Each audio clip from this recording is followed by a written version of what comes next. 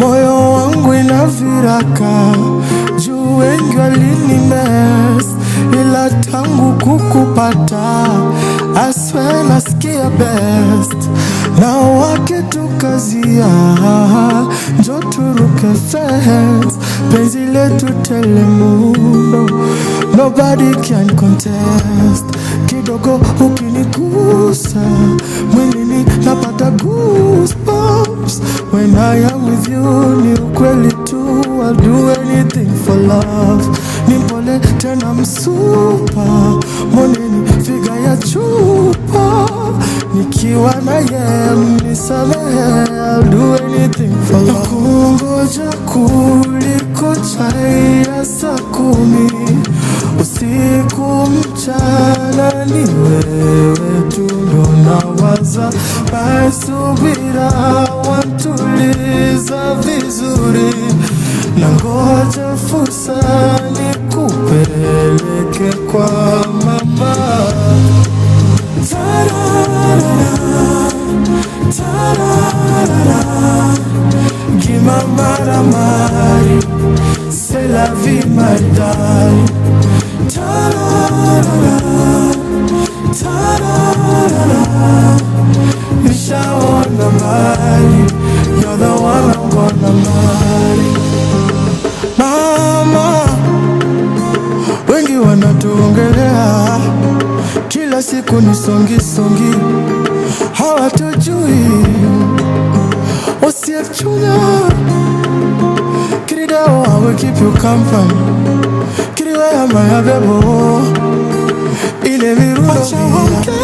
Wacha waseme nikamote, hata waseme ni dumba, penzi situ andale, tusirudi nyuma.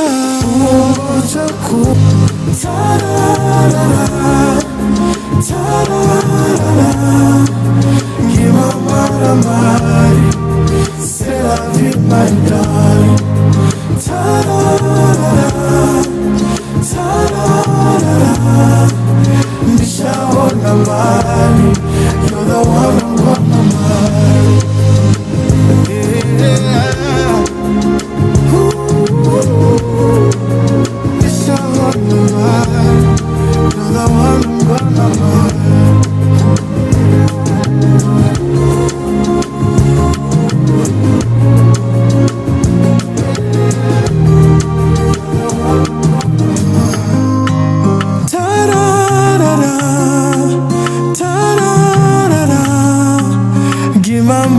Mari, c'est la vie my darling. Tararara, tararara, nishaona mbali, you're the one I'm gonna marry.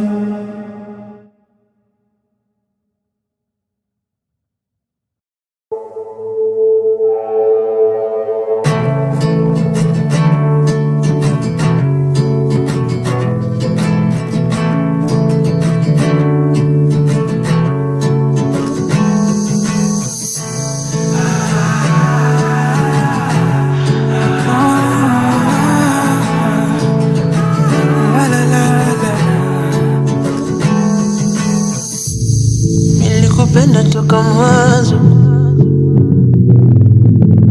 kila siku miurudia kukuambia roho ilikuwa hapo kwako, ficha tushaweka mipango, mapenzi ikishifkia ninajua tu ni wewe bado kupenda na kupendwa tofauti na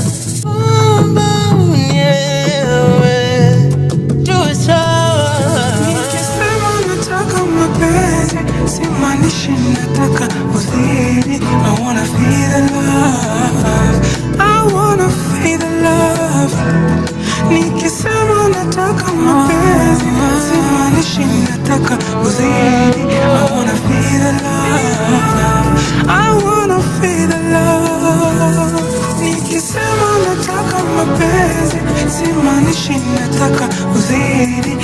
wanna feel the love. I wanna feel the love.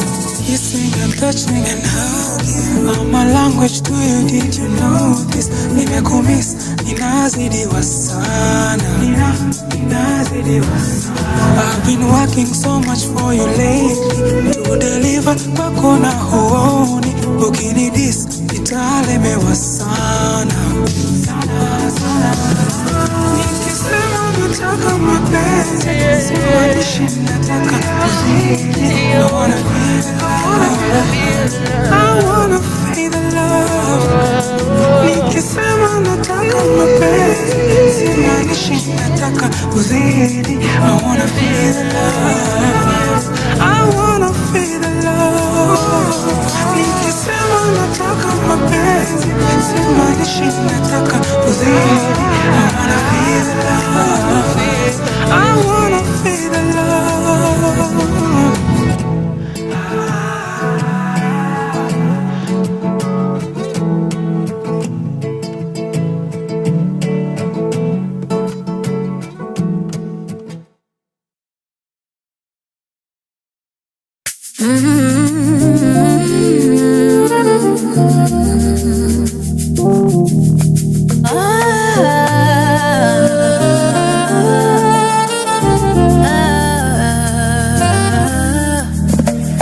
Mchana wenye ngozi kama jua, kama ua, so unbelievable. Mchana mwenye ngozi kama jua, jua, jua, jua. Mchana mwenye ngozi kama jua, jua, jua, jua. Moja, mbili, mbili, tatu. Wacha mini hesabu number of times you got inside my head. Moja, mbili, mbili, tatu. I'm start thinking about you, keep replaying every word you said. Every shade of gold you wear, some fade.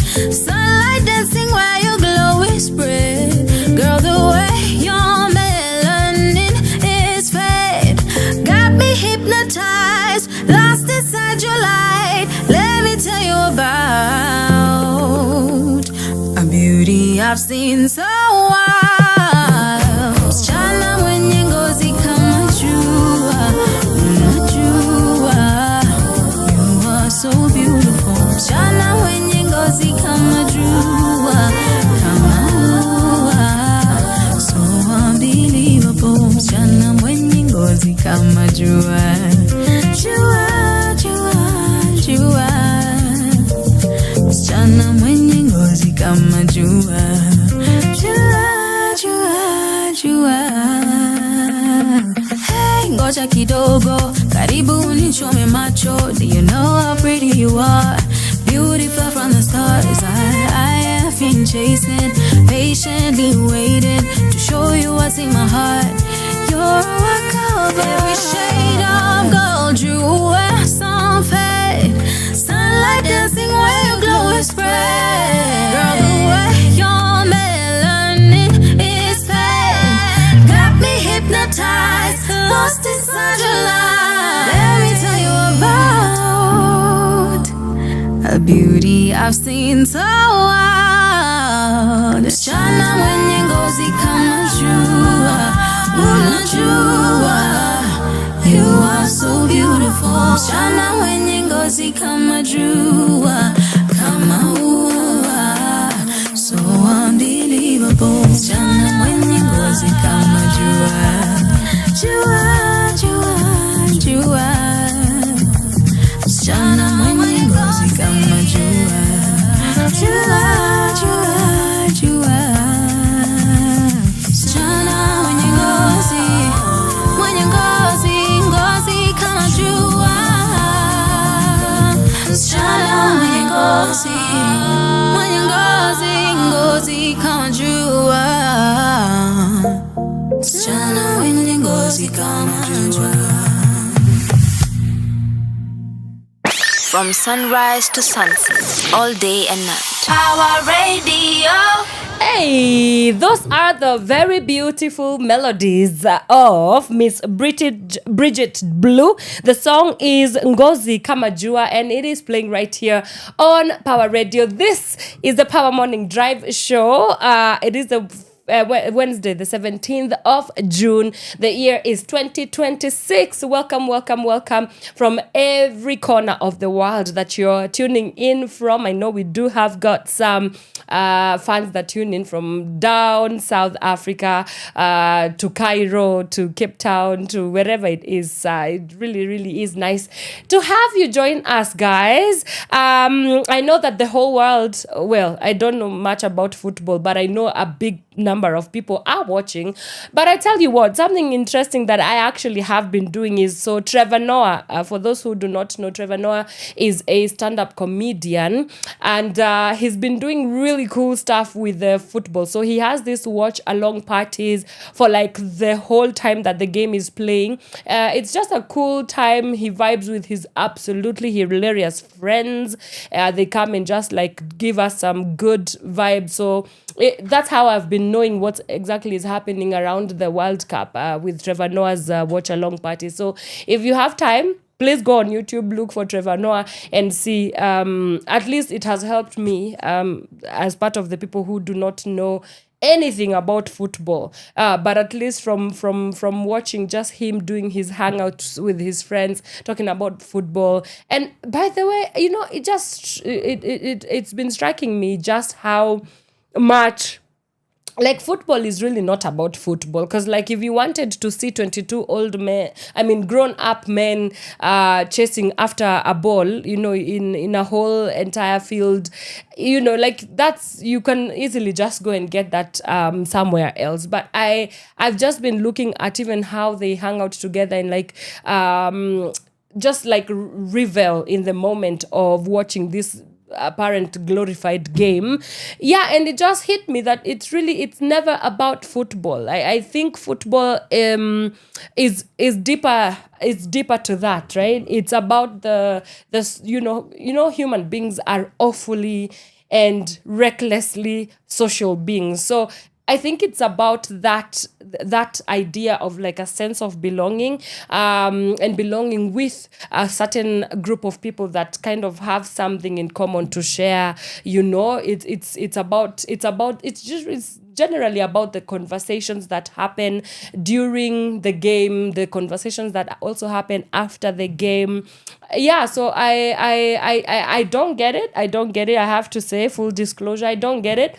But I kind of get, at least to the extent that it is a socially, I guess, it's a socially conscious game, and people go just for the sake of just that, being caught up in the woo-woos of the moment. So yeah, that's why it has been art for me, and I'm having a good time. And of course, Trevor Noah and his comedian friends are very funny, so you'll also get a little bit of some funny bits here and there during those watch along parties. But let me know. I do see that today we have Austria and today we have Portugal and DRC playing. Which team are you supporting? Of course, I have to say I'm supporting Congo, because like, hey, these are our people. As an African, I wouldn't be doing it justice not to support DRC. But I've seen a lot of people thinking that Portugal is definitely going to wipe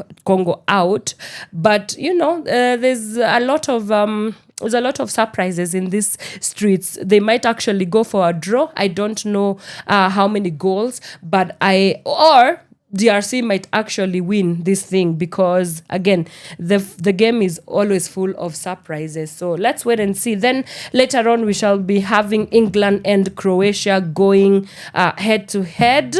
Yeah, let me know, what do you think, which game is going, which team is going to take it home today? Let me know in the comments below. And where to do that is Power Radio across all our socials. Lest you forget that this is the Power Morning Drive show. It's not a sports it started to sound like a sports show, but no. Before I get ahead of myself, it is the Power Morning Drive show. And today we are going to be talking about political radicalization, and I have the privilege of being joined by the executive director at Ustawi Kenya, Mr. Ngugi Ndegwa. He will be here. They've done an amazing research looking into political radicalization in Kenya, and we are going to be talking a little bit about what that research is aimed at achieving, what were some of the findings and recommendations of the research, and how do we hope to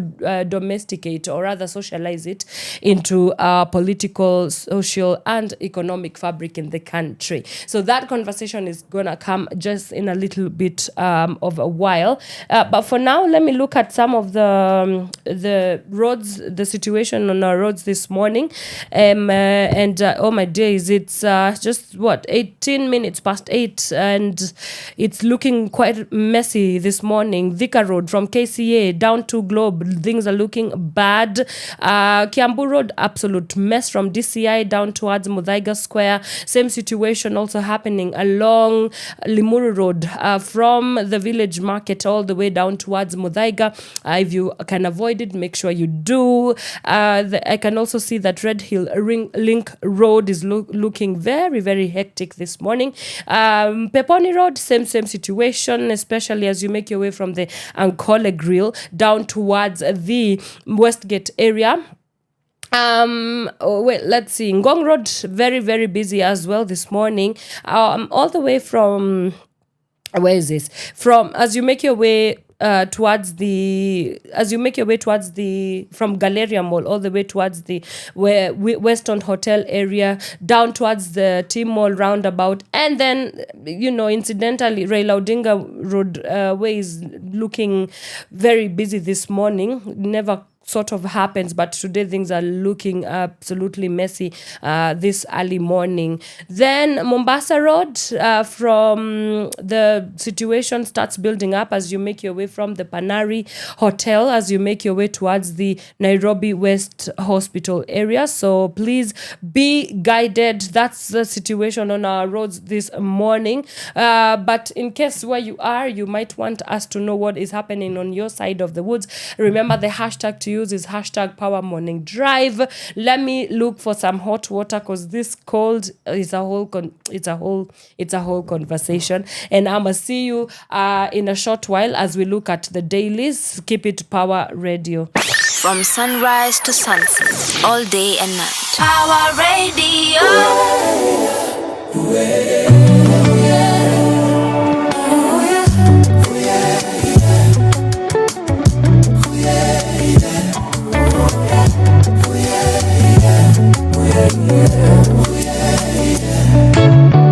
You pull me closer when the cold comes through. The world can wait, I've got plans with you. Even silence sounds like something true. And the morning starts in your precious view. I see a smile in the little things. Umeniongezea uhai sitaki kujinx. When the sun sinks in and it paints your face, that's my favorite kind of grace. Hakuna mwenye nataka. Hakuna. You don't even know how you spill the day. Ninakuwaza wewe pekee. Hakuna mwenye nataka. Hakuna. You don't even know how you spill the day. Ninakuwaza wewe pekee.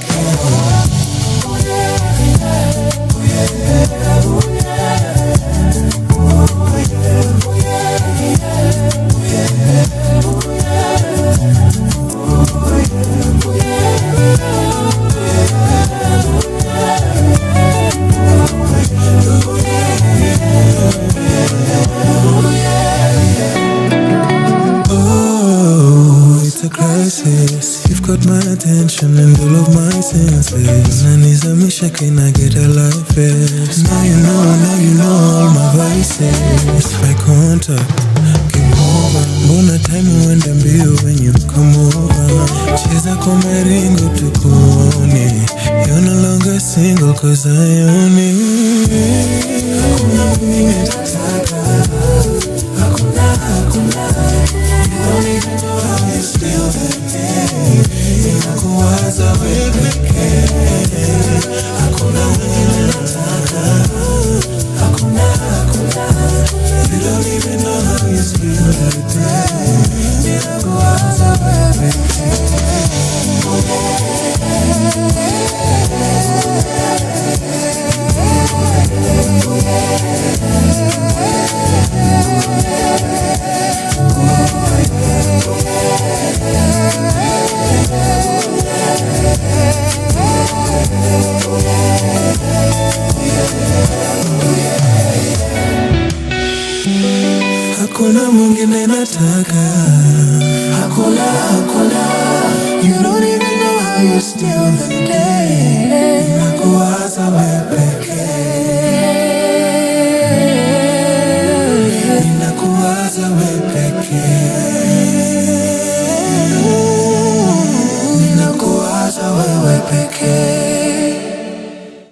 From sunrise to sunset, all day and night. Power Radio.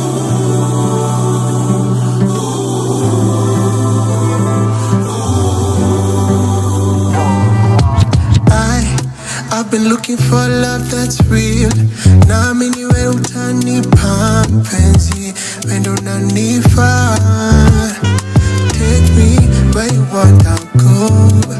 Give me loving more and more. You are the only one I want, the only one I want. Sijiwezi baby, ni haya mapenzi baby. Nishafanya pelelezi, hao wengine hawawezi, yeah. Sijiwezi baby, ni haya mapenzi. Nishafanya pelelezi, hao wengine hawawezi. Fly, fly, fly, you're so fly, fly, fly. Rain on a die, die, die, rain on a die. Oh, fly, fly, fly, you're so fly, fly, fly. Rain on a die, die, die, rain on a die. Ooh.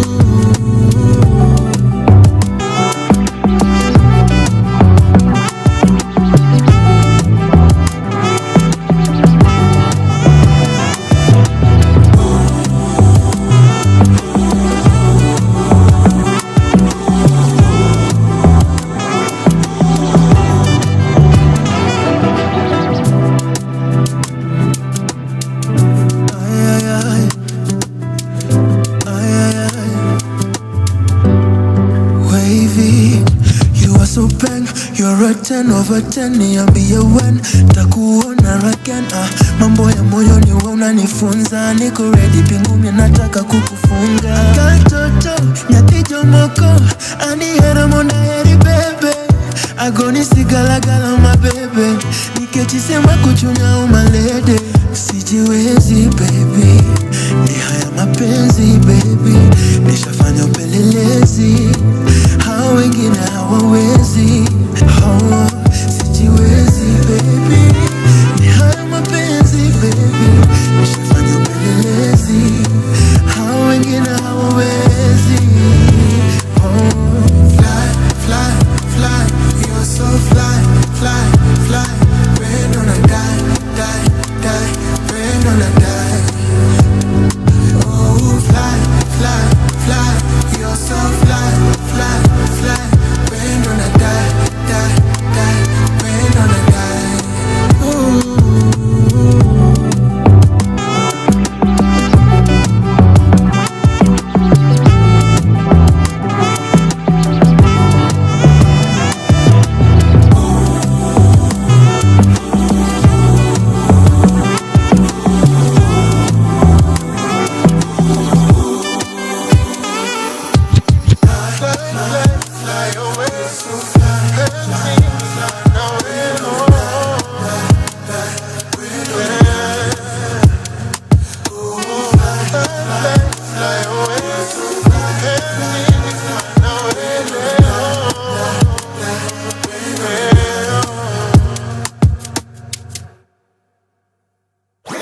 Your kind of music, all day, all night, right here on your only station, Power Radio.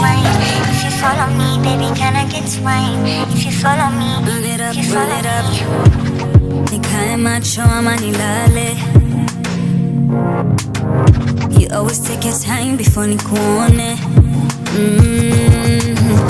I never believe whatever you promise. Then you keep me on red from Monday to Monday. What is missing in my bed? Cause there's feelings in my head saying that there's somebody else for you. Like them kisses on your neck and that tattoo on your chest really got me second guessing you. Haunitaki si uniwache, kila mtu akae na wake.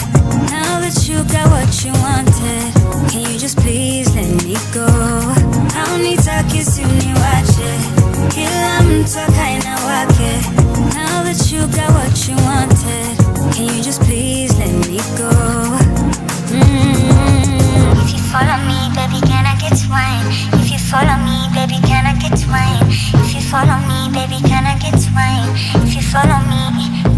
Street mini sidekick, picture there's a side piece, given that the vibes ain't looking the same. Feeling you did touching, making a lot of excuse for everywhere you used to go. But you know I'm Pisces, I don't do no undercover. Anything I want, nakamka kama mina kangarada na ukiwaindanganya. I put this shit together, nikana ikaranga. What is missing in my bed? Cause there's feelings in my head saying that there's somebody else for you. Run it up, them kisses on your neck and the tattoo on your chest really got me second guessing you. Kaunitaki uniwache, kila mtu akaina wake. Now that you got what you wanted, can you just please let me go? Kaunitaki uniwache, kila mtu akaina wake. Now that you got what you wanted, can you just please let me go? Wait to me, wait to me, wait to me, wait to me, wait to me like that. Wait to me, wait to me, wait to me, wait to me, wait to me like that. Wait to me, wait to me, wait to me, wait to me, wait to me like that. Wait to me, wait to me, wait to me, wait to me, wait to me like that.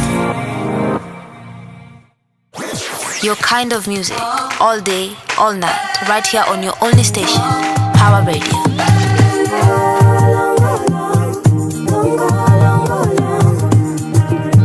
Run. Mara ngapi nimepitia, mara ngapi nitakulilia, na kisha ni mara ngapi unadhani nitakurudia. Nisiwezi tena, Januari, Disemba, sina budi nenda lote. Mpendwa, nishachoka bembeleza, najikuwa najiteleza, sitaki kukupenda. Napenda longo, longo, longo, longo, longo, longo. Kama unanipenda, ishara zinaonyesha. Longo, longo, longo, longo, longo, longo. Mchezo unaocheza ni kama umezoea. Longo, longo, longo, longo, longo. Kama hisia zajaza pita na madakika yanakuishi. Hamu imenitenga, tamu hakuna tena. Ni bora unipe the distance, mapema mapema. Ukweli huwezi fichika na kutakia mema. Nishachoka bembeleza, nishachoka bembeleza, najikuwa najiteleza, sitaki kukupenda. Longo, longo, longo, longo, longo, longo. Kama unanipenda, ishara zinaonyesha. Longo, longo, longo, longo, longo, longo. Mchezo unaocheza ni kama umezoea. Longo, longo, longo, longo, kama umezoea. Siwezi kukulazimisha na maji yamejaza ndoo, yakisha mwagika huwezi yazoa like you did before. Kama kweli ulinipenda, ungenieleza, moyo kwenye meza. Nishachoka bembeleza, najikuwa najiteleza, sitaki kukupenda. Longo, longo, longo, longo. Kama unanipenda, ishara zinaonyesha. Longo, longo, longo, longo, longo, longo. Mchezo unaocheza ni kama umezoea.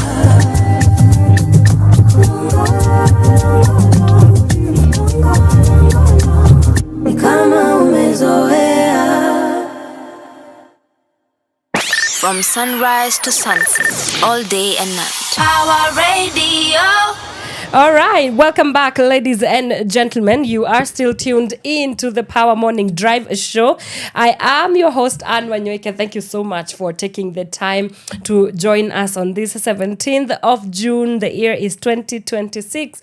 Nataka niwakumbushe tu tena where you can get in touch with us. Of course, our social media handles everywhere we are, Instagram, TikTok, Facebook, X, all the things, we are there. Power Radio is where you need to get us, and please subscribe to our YouTube channel. It really goes a long way because we need you on board of what we are doing. And then you can also get us on our website, www.power254.org/Power Radio. Now, my guest is with me in studio, and it's really, really good to have you, Mr. Ngugi Ndegwa of Ustawi, Kenya, joins us this morning. Habari yako? Mzuri sana. Niko salama. Salimia wananchi. Wananchi watukufu. My name is Ngugi Ndegwa. Yes. I also go by the name Simon, which probably for many years and for very many reasons I haven't used. Yeah. Why? Very many reasons. Probably it didn't feel like I felt it. You don't feel like a Simon? I don't feel like a Simon. But you feel like a Ndegwa and I feel very much like a Ngugi and Ndegwa. Okay. So my name is Ngugi Ndegwa, Executive Director Ustawi KE. Na nimetoka Thika. Massive, amazing. 237 is the code. Yes. Is that? Pale mtaa inaitwa Ngoliba Ward. Okay. Area inaitwa Magogoni. Yes. You can guess how far I have traveled to be here. Traverse. You don't travel. County to county. You traverse. You traverse. You have traversed. I'm a sojourner. You really are a sojourner. And we will talk a little bit about your sojourning. Yes. Into the story of Ustawi. But also more specifically, you guys have been working tirelessly on an amazing research on youth radicalization, which we shall get into a little bit later on the program. Yes, but thank you so much for coming through. Asante. I want us to look at some of the news stories that are making headlines on our dailies this morning. Niko na homa mbaya. Pole. Jamani, muniombe. Mukiombea timu yako ishinde leo, muniombe tafadhali. Unajua leo ni Portugal na Congo wanacheza. Which you can guess. Maybe I know you're not a football fan, yes. But you know. But for all time sake, na kwa sababu kumekuwa na hii story ya Ronaldo versus Messi.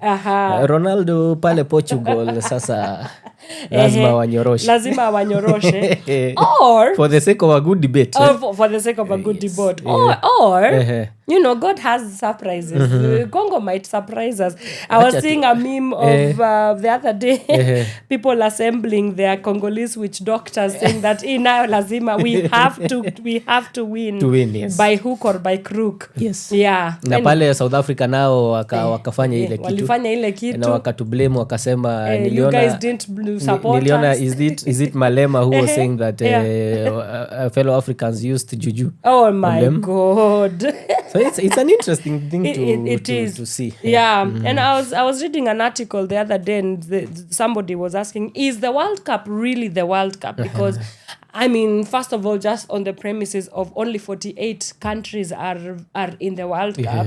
And out of, I mean, the world has 96 countries. So where are all the others, right? And then the other argument was, you know, like, why is it, like, what is the criteria basically that is used? And then this whole idea of getting top players from like the English Premier League, bringing them here so that they can battle it out. Yeah, so they were just giving like a juxtaposition of, is the World Cup really a World Cup? Yeah. But probably I will equate it to what also we have in politics. That kuna representatives of the people. Yes. And now if you were to look back at the qualifiers, what we had for the AFCON, unaona sasa wale wanashinda ndio sasa wanaenda kuwakilisha. But I think in all fairness, also this World Cup especially kwa sababu imehostiwa na USA and all the politics that is happening around USA right now brings a lot of things that we need to discuss. Like of course the Iran war, that's one, Palestinian war as well, that's another one, and the complaints that we had, the complaints that we've gotten, players saying, even the referee from Somalia was saying that they were sent back because of ile kuangaliwa sana immigration issues, which England team imeibiwa vitu, they were ransacked, which also extends to goes back to the other debate that we also had years back when terrorism now the issue of terrorism was starting to gain momentum, and people now going to religiocentrism, that now because of the religion of these people, the race of these people, they are give them out. Let's build walls. It's interesting. I was just saying that really football is really not about football. It's about all these other aspects of society and life, you know.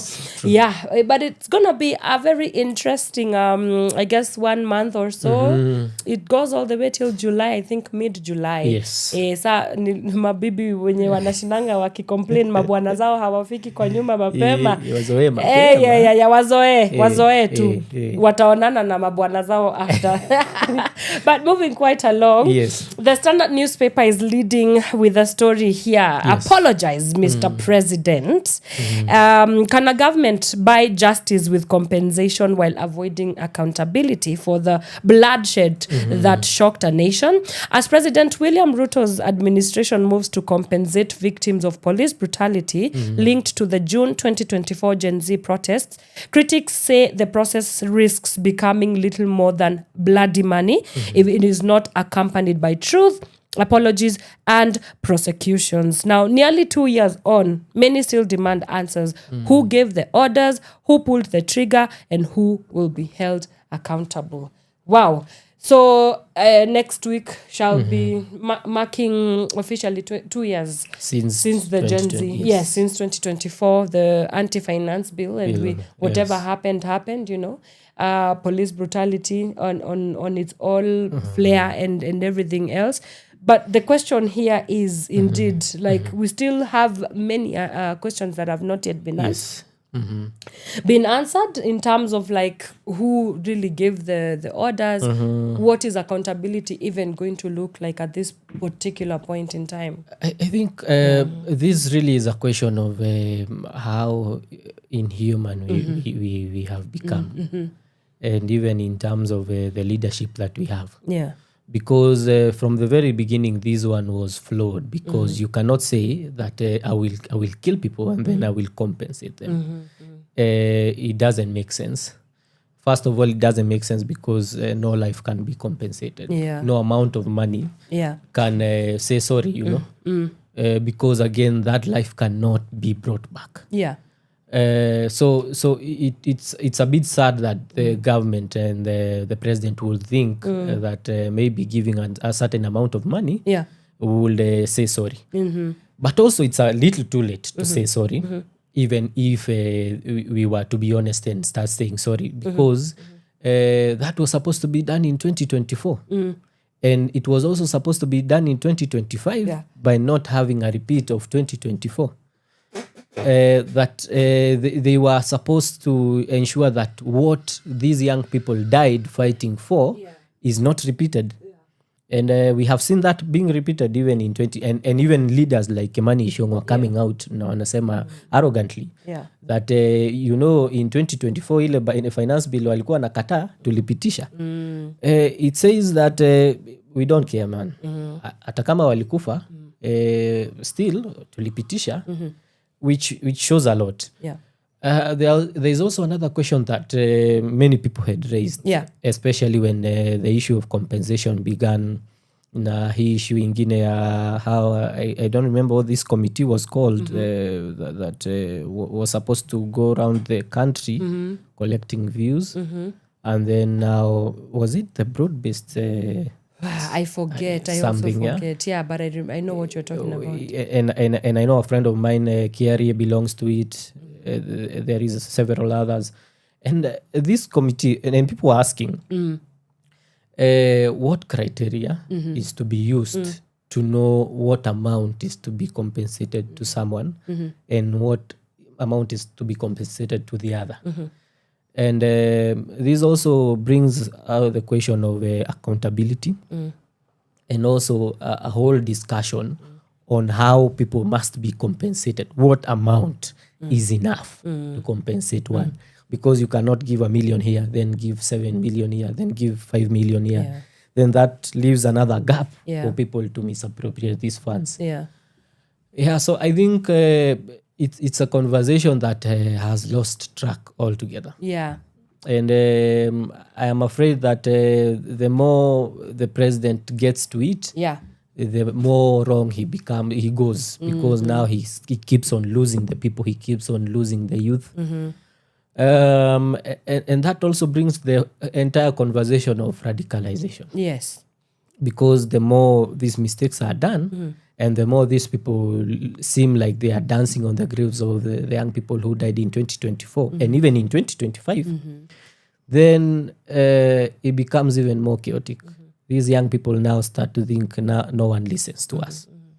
And so if no one listens to us, then the only language that the government will understand will be going out to the streets. So I don't know how that works for them. Yeah. And I don't know what will make the president think that appearing like you seem remorseful and what I would call acting for the cameras. Because if you look at his speech and look at his expression and what have you, a man who seems like he wants to cry. And mark you, every time the president realizes that he has lost the people, he has this way of trying to seem like he's sad, like he wants to cry. He's a seasoned politician. Yes. He knows You what remember he's doing. some time back in church. Yeah, You remember also some time back, is it the prayer breakfast? I think so. And also this. Yeah.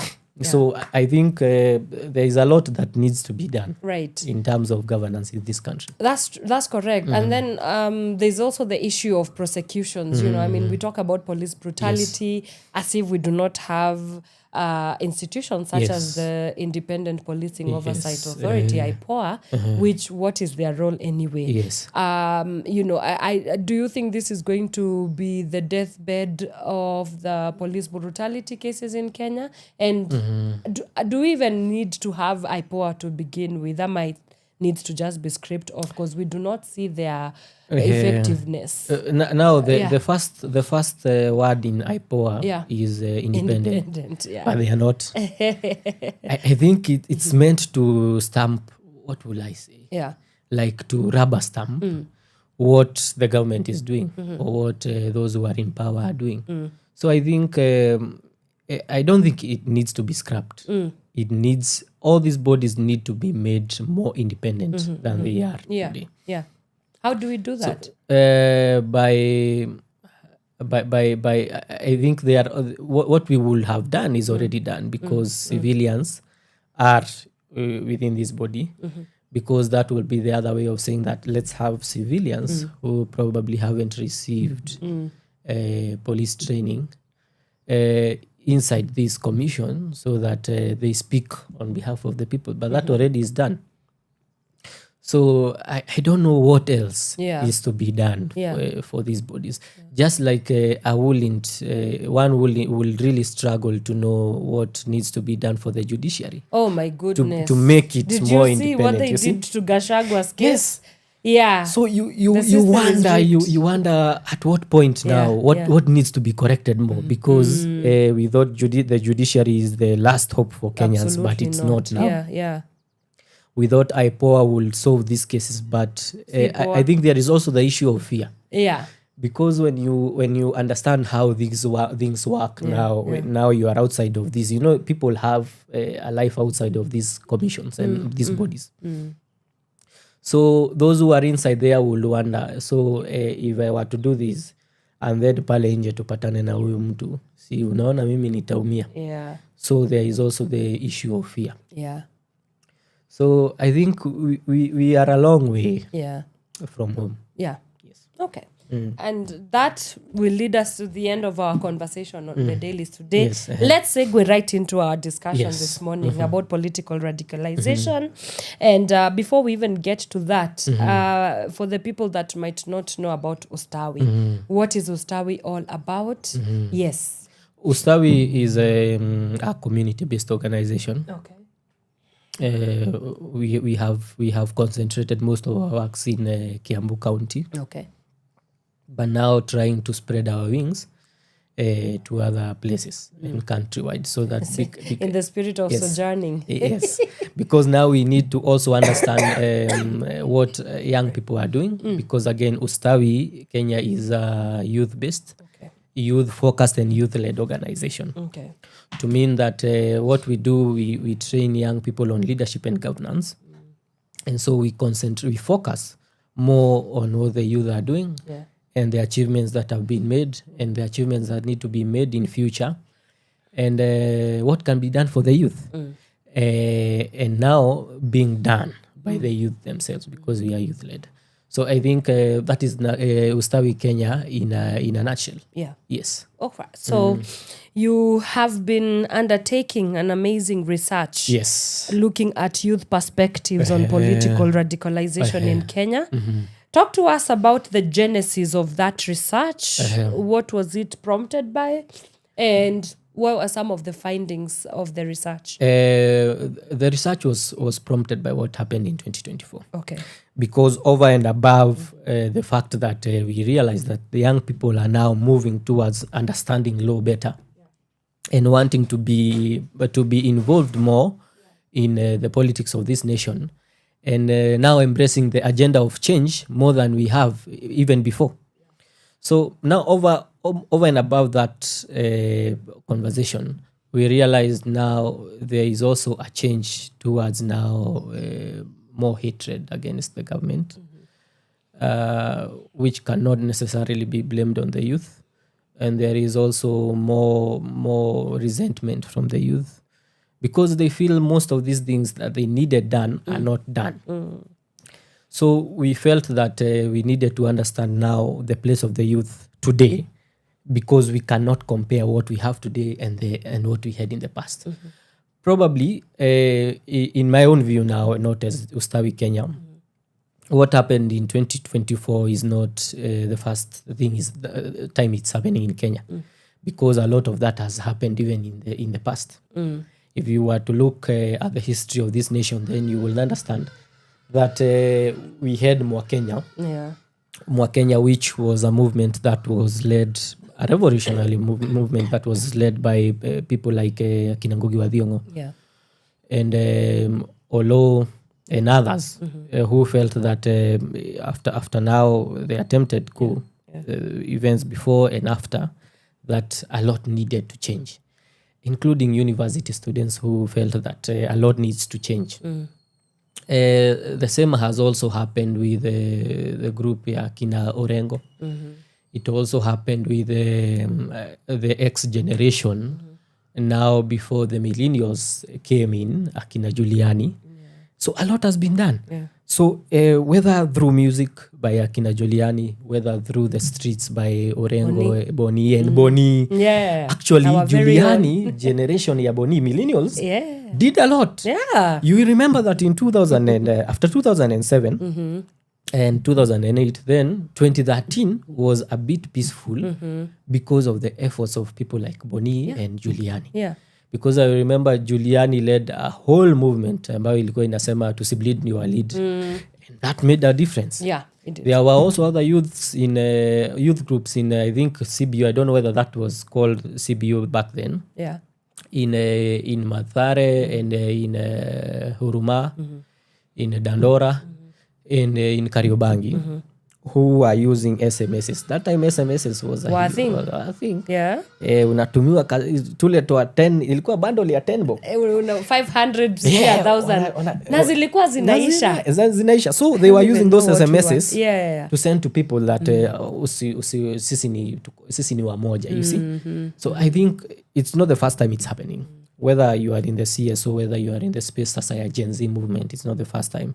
But now we realize the solutions of the past, whether boomers, X generation, ama millennials, are not the solutions for today. Because now we are experiencing a bigger issue where youths feel that we are almost at our mid-age. Where maybe say that is where our parents wakifika ndio sasa life ilikuwa inajipa sasa. You see? So they feel that we are a bit different, but while our parents were now getting into marriages and are stable financially and have jobs, it's different for us. We don't have jobs. Homes. We don't have homes. We cannot stabilize a family and so many things that are working against. But now, more over and above all those problems, we are having now to go out of our way. Badala mimi niende ni sort life yangu. I'm having to go out of my way to go fight for the country, you see? And so there is that anger.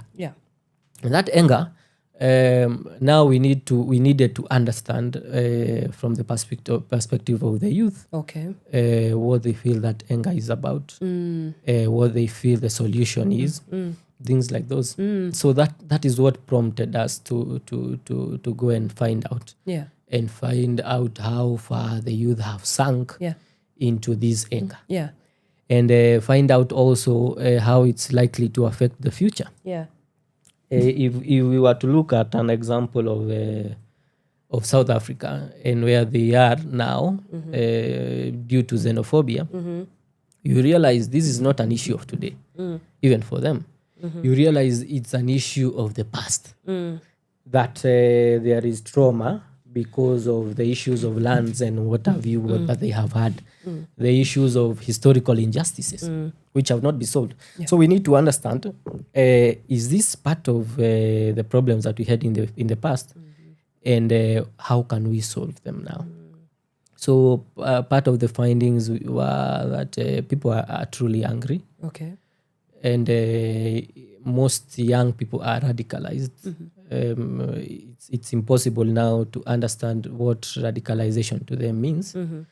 But bottom line is they are radicalized, and it's also impossible to understand what's the intensity, to differentiate the intensity of radicalization. And actually define for us, what is this? What is political radicalization? Political radicalization involves people feeling angry.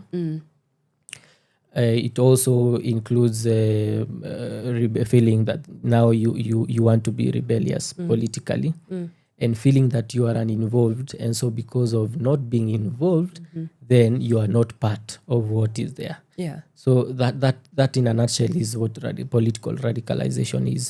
That feeling, this is not my thing. And you will note that which was also noted during this period of the research, that young people have developed a very high level of hatred or hate against politicians or the political class.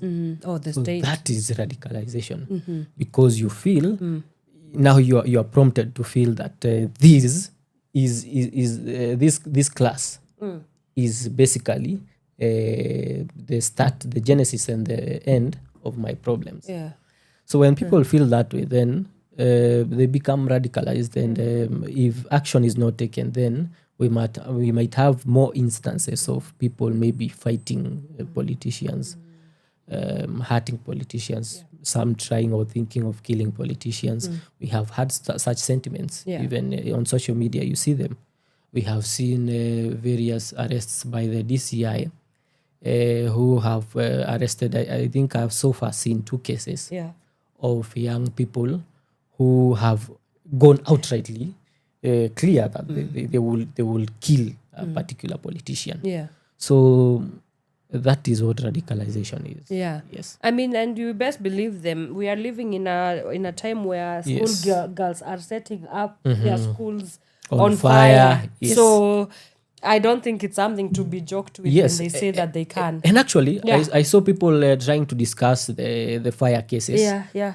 And though they also happened during our times, because hazijaanza sahi.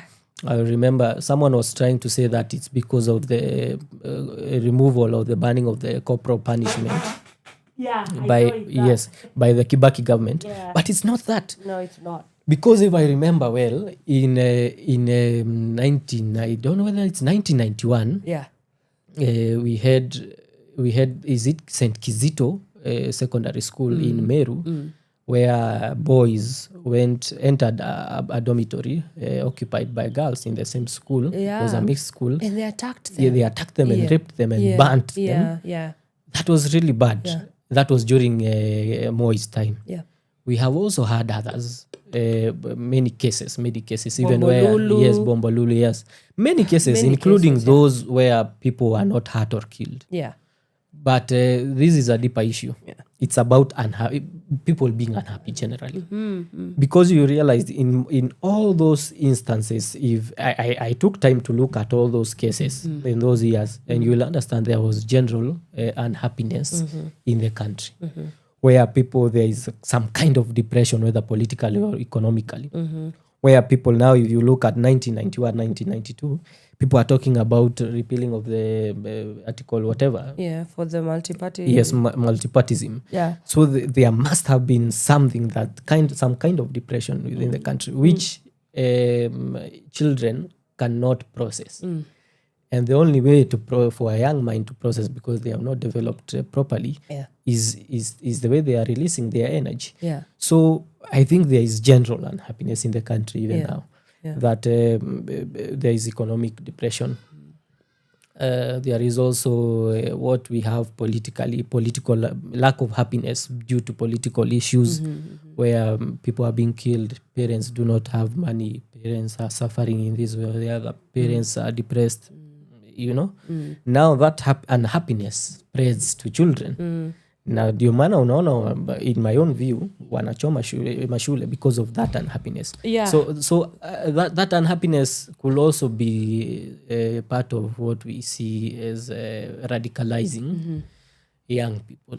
So are we saying, is it all bad then, or there are some good to this sort of rhetoric of radicalization? Because again, with the Gen Z protests, in as much as, on paper, it seems as if we did not achieve anything, because here we are 2 years later. The finance bill of this year, it is even more punitive. But I guess it did send a message to the nation that, by the way, as young people, msitubebe venye mnatubebanga, we are alert and we are choosing to take everybody that we can with us and take action in the ways that we can. I think there is more good than bad in it. Yeah. In the entire thing, in the entire movement, in the entire issue of this radicalization. Yeah. Because now, young people see things differently. And because of young people seeing things differently, even their parents, our parents that is, see things differently now. A few years back, if people took to the streets, you will have had parents saying, watoto siku hizi sijui, complaining. Yeah. But now, you will hear parents saying, wacha watupiganie kwa sababu sasa tushazeeka, watupiganie, sisi hatutaongea lakini wacha wao waongee. You will hear others saying that hii serikali iliua watoto wetu. Kwa sababu iliua watoto wetu, we cannot forget, and now I think heading to 2027, because of that, there is just the correct mood for a nation that is on the path to change. Right. I think I will equate it to what happened in 2002. Though I was young then, but we could still see, you could still feel the movement and feel the mood of the nation. And now we can feel the mood of the nation. Yeah. That whether you go to Theka, whether you go to Nyeri, whether you go to Kiambu, whether you go to wherever you go, whether you go to Shamahoho, whether you go to Kilifi, the mood is the same. That people want change. And for the first time now, I feel that that has also influenced the politicians. You will hear my party leader, Rigathi Gachagua. Oh, you are in the DCP party? You'll hear my... Are you in the ballot 2027? Definitely. Where? Ngoliba ward. Oh wow! Yes. What are you running for MCA? Yes. Wow. Utauza Because we sera. need a lot of young people in the leadership. Okay. And so you will feel that my party leaders are saying, has consistently said that Sisi, we are no longer leading the conversation.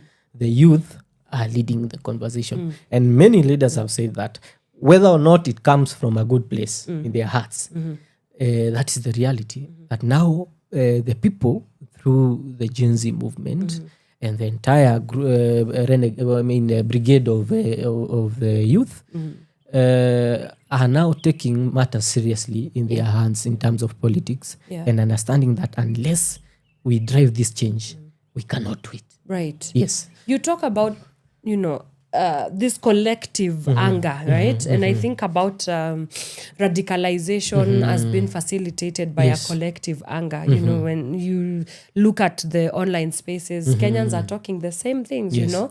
But the flipping the coin, and on the other side of that coin can come some very dangerous implications. Like we have also the cases of political extremism, where this radicalization turns into violence, right? Yes. And so I wonder, when you talk to young people, because you do have a lot of workshops to train young people on governance, what are the balances between, because I mean there's definitely going to be extremes, but there has to be a balance between being radicalized and also like responsibly taking action to foster the change that you want to see as a young person. One of the balances, and I think now young people are starting to realize that, is that each generation has to learn something from their actions. And 2024 was important, was a turning point for this generation, because now the Gen Zs thought that they do not necessarily need a leader. But now, learning from what has happened in 2024 and 2025 now, when the handshake now took over, and now people started realizing, there is a gap that we ought to have filled that we did not fill. And because of failing to fill that gap in leadership, then someone took advantage of it, or a certain quota of the political class took advantage of it. Now this generation, out of what we have had, now needs to continue learning that we must now recruit leaders, Generation ya kina Orengo recruited very good leaders, including Raila Odinga and what have you. X generation, because Babu is X generation, has recruited people like Babu. Sifuna is millennial, I think. We have millennial, we have Bonnie, we have such leaders. In music, we have others like Giuliani. So we have to keep vetting leaders to understand this is a good leader, this is a bad leader. And so that is how you strike a balance. So that we avoid now going, because a movement that is not led can spiral. I mean, can go all the way to the worst. But when there are leaders who are vetted properly, then we have people who now bring people to the center. When you go to the extreme, you'll see what Raila used to do with his generation. That people will sing, but there are leaders that will sit and say, now we cannot go further. We cannot go, we need now to come back. But those leaders we must vet must be those who bear and carry the spirit of the people. Because if we have selfish leaders, then we are doing the same thing all over again, where we have people now going and sitting down and shaking hands, and then we forget everything that we have. We forget people who have died. So I think a lot needs to be done in terms of striking balance, so that we know it is good to go to the streets, but the youth do not necessarily have to belong to the streets. And that is a view I've held for a very long time, that the youth do not belong to the streets. The youth must belong also in the boardrooms. That where important decisions, because important decisions are not being made in the streets, where important decisions are being made, like in parliament, like in government quarters, everywhere in political parties, people must occupy those spaces.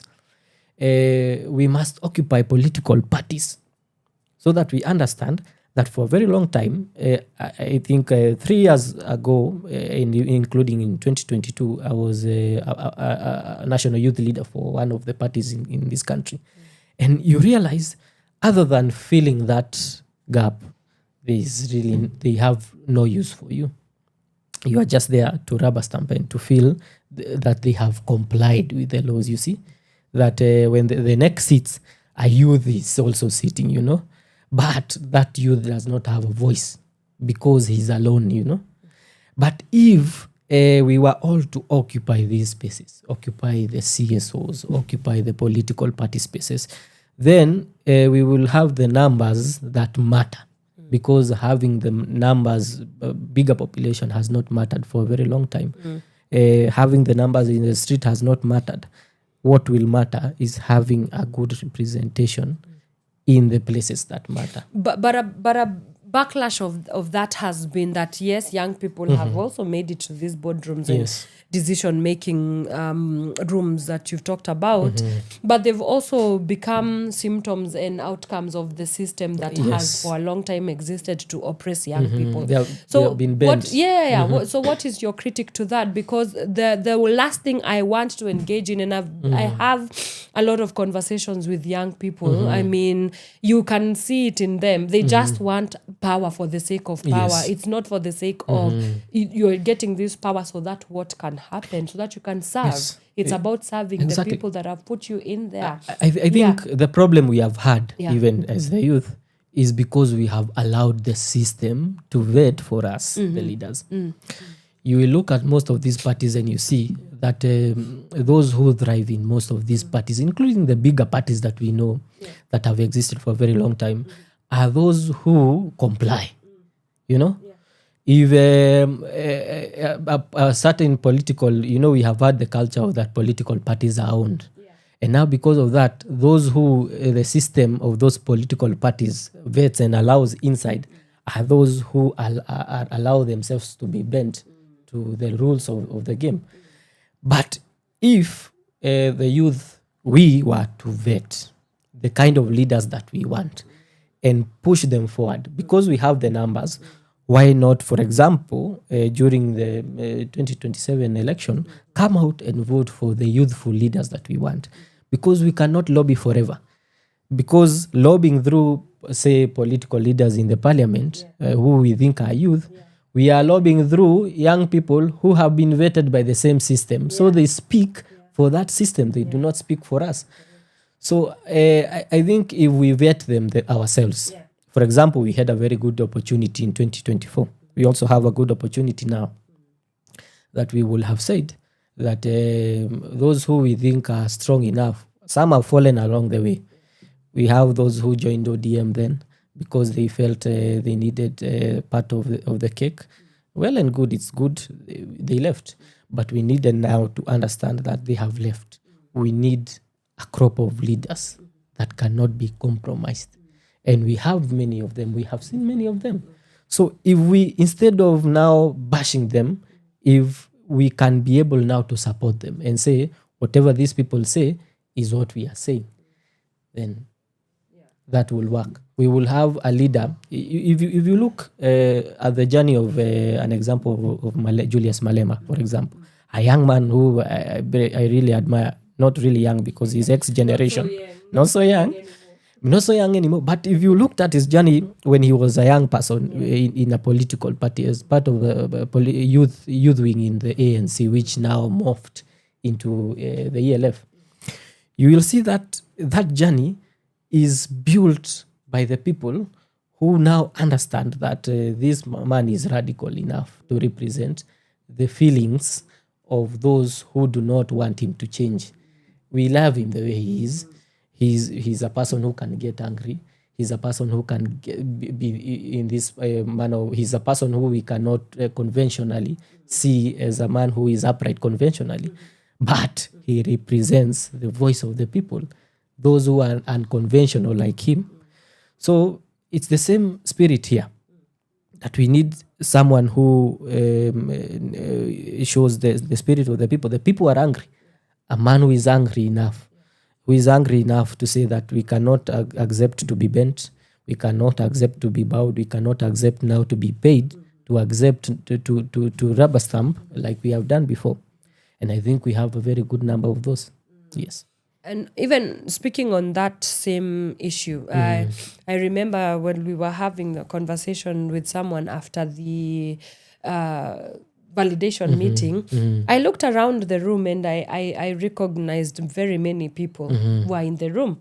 And the reason as to why I bring this up is there's something that I like to call the CBO syndrome, where you go to these forums, maybe it's a public participation forum, and you find the same Faces. people, same faces, Yes. same opinions. And when it's the same people, it's the same opinions Yes. that make it into the room. Yes. It's the same sort of criticism that makes it into the room. It's the sort of same views and leverage. Yes. Consequently, so I just wonder, even as an executive director who is trying to sojourn and make your impact felt across the 47 counties. One, is the CBO space also failing the young people of this country? Because why do we gatekeep these conversations? Why do we gatekeep these spaces? Number one. Then number two, how do we ensure that we are actually reaching the last one? Yes. The one who, even a Mama Mboga, for instance, the people that are most times politically, speaking, excluded from these kind of spaces and discussions, which in turn, they are the ones who get affected by bad laws, by bad policies, but they are not even getting the benefit of the doubt to even be in the room. And then when we make it to the room, it's jargonized, there's too much technical language that's also happening there. So I don't know. How do you feel about this, and how do we create? I think there are a lot of challenges. First of all, the CBO or the CSO space is a bit too traditional, that we raise conversations in a particular way.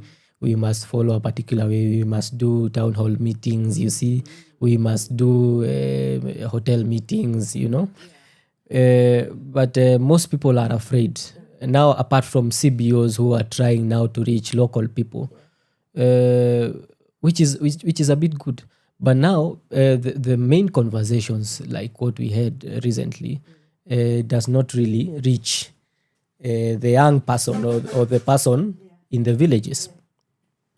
But I think through the CBOs that can be achieved. But there is also another challenge, that there is also a certain unnecessary level of antagonism between the government and the CSOs, which has been turned political. And so because of that also slows down the achievements of the CSOs. Because if the government, for example, if you look at 2024, you realized that the first reaction by the president was that kuna organization zinalipa watu. You see, now viewing it that way from the side of the government, now waters down the achievement. But there is a lot that can be done. For example, we have an opportunity where the movements like the Gen Z movements, which are very natural, by the way, can strike a balance between not being government, not being CSO, but they are pushing an agenda that both of these quotas cannot push. There is only a particular place that the CSOs can reach. There is only so much they can do. And the government, out of lack of goodwill, probably sometimes, will fail to reach somewhere. But the Gen Zs, because they are unstructured, you see, it's a movement that is unstructured, a movement that cannot be held back, then they are able to achieve much more. They are able to go to the streets and talk to people just the same way they are going to preach in the streets.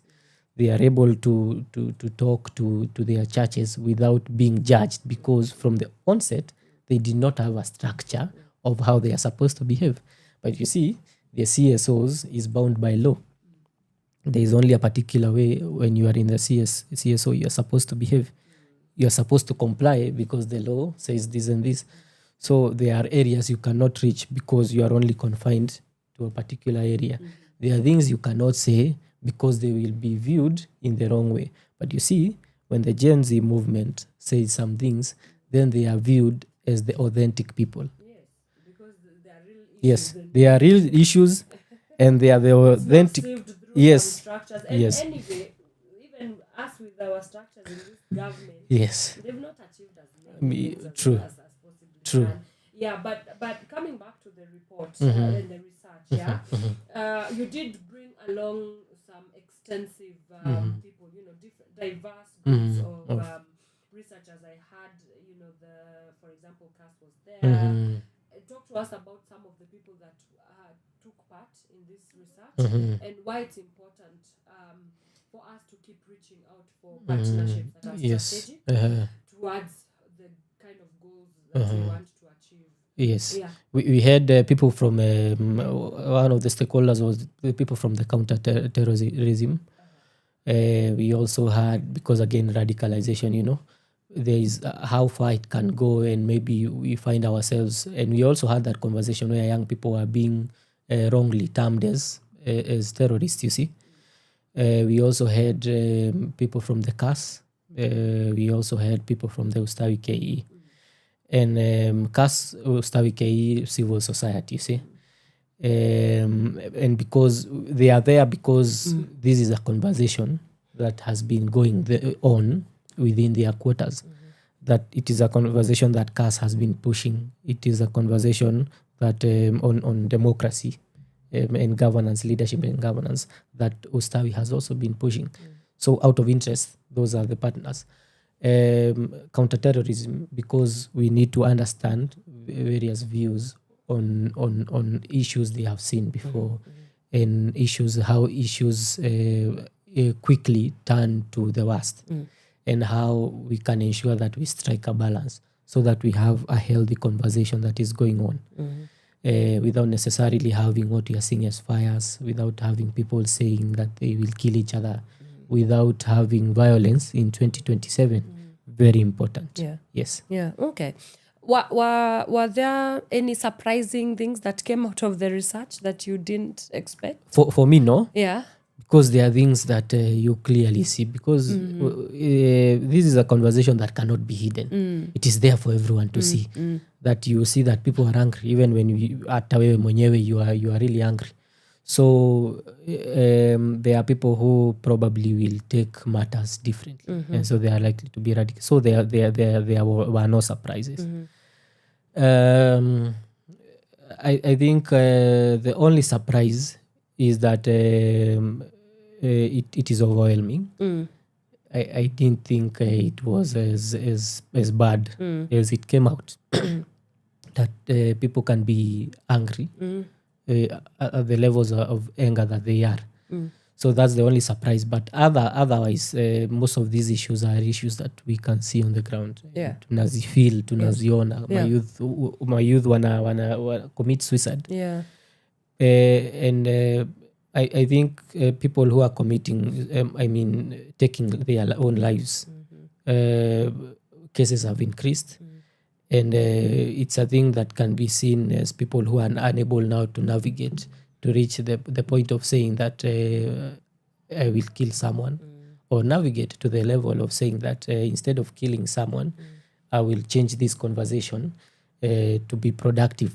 For example, go and vote for a proper leader, But for those who are unable to navigate, then they wanakwama kwa hapo kwa hiyo stage ya kuona now the economic status of the nation and their own issues that are affecting them in their personal lives. Yeah. So I think other than that, same issues. Yeah. Yes. Right. I think this is a good place to take our first break right here on the Power Morning Drive Show. I'm still in studio, joined by the Executive Director at Ustawi Kenya, Mr. Ngugi Ndegwa. We are deep in the midst and the bones of discussing a research that he's just conducted on youth perspectives on political radicalization in Kenya. This conversation is not going anywhere. We are going to take a quick breather. When we come back, we get more into it. So do keep it Power Radio. We'll be right back after this. From sunrise to sunset, all day and night. Power Radio.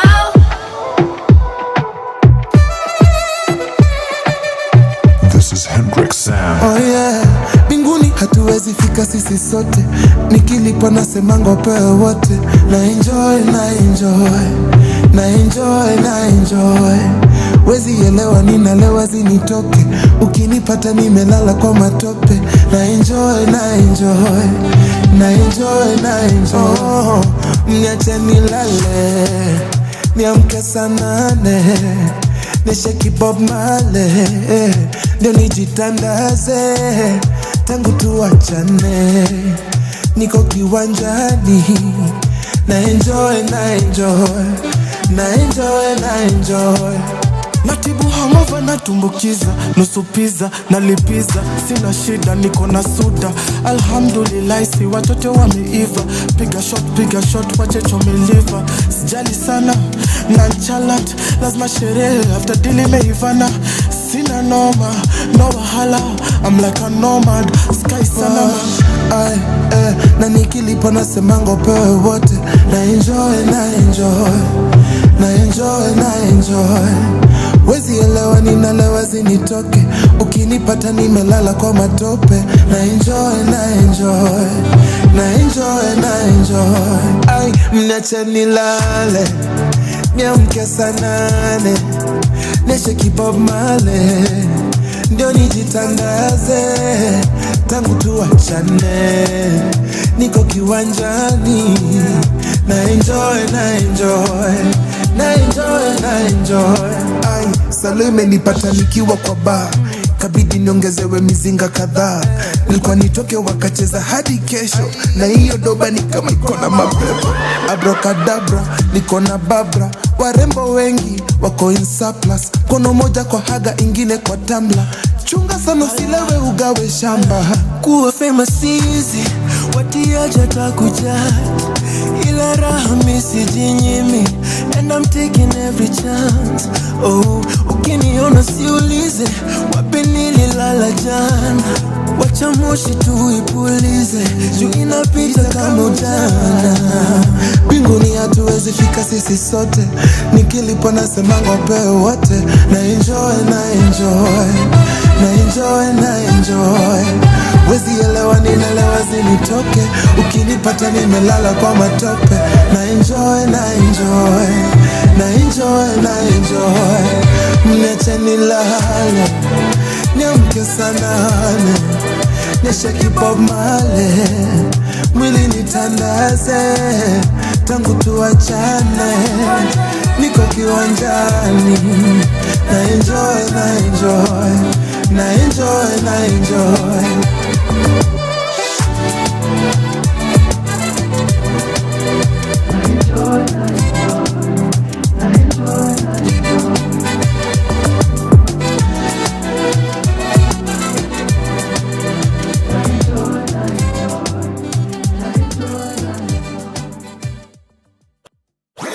Your kind of music, all day, all night, right here on your only station, Power Radio.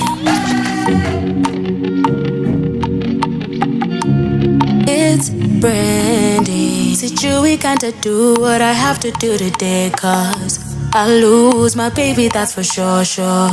I feel baridi flowing in my bones, in my bones, in my bones. Yes, I mean that this is over, boo.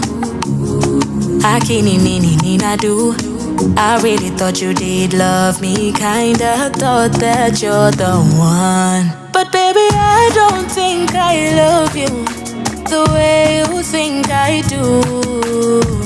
Roho yangu imepitia, na ukopa nikifall utanishikilia. Roho yangu haijatulia juu mimi niko trust issues. I can never trust anyone no more. Hata nikiomba vitu, I can never trust anyone, so I'm writing so low. I can never trust no one. Trust nobody, nobody. Trust no one, nobody. Trust no one, and that's nobody, nobody. Trust no one, nobody.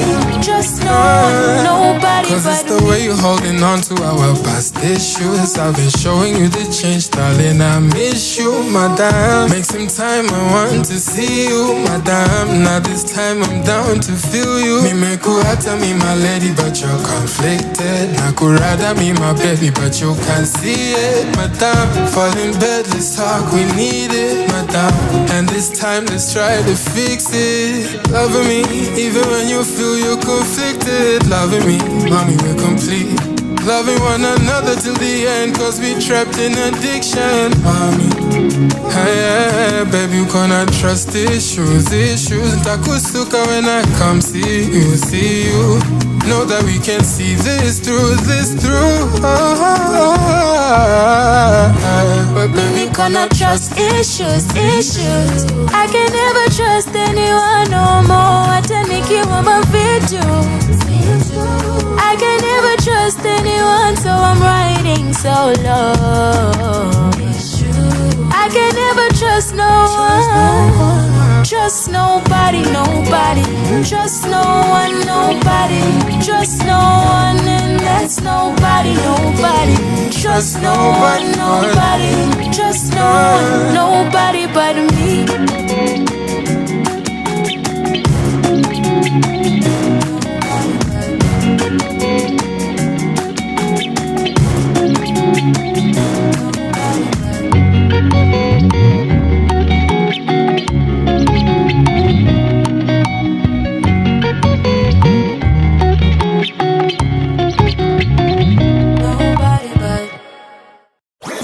Your kind of music, all day, all night, right here on your only station, Pawa Radio.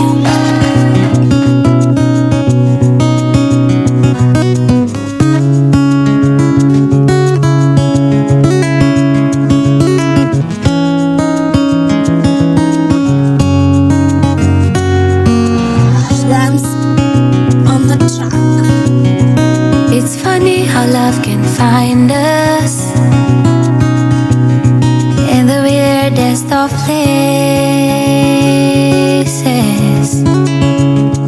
on a crowded subway car or in unfamiliar spaces. Just the whispers of reminders of the warmth that we know. Nishike mkono, karibia kidogo, and listen to me.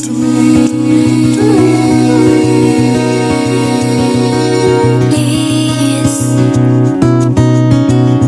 put your hand across my heart. Feel the way it beats for you. I'm singing rhythm in the blues, all for you, my baby. Please lay your head on my shoulder.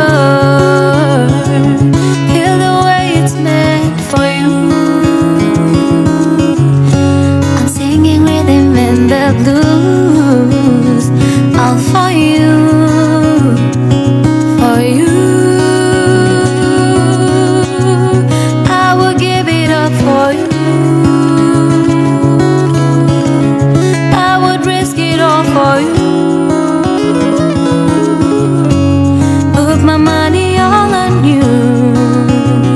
You. Funny how love can find us in the weirdest of places.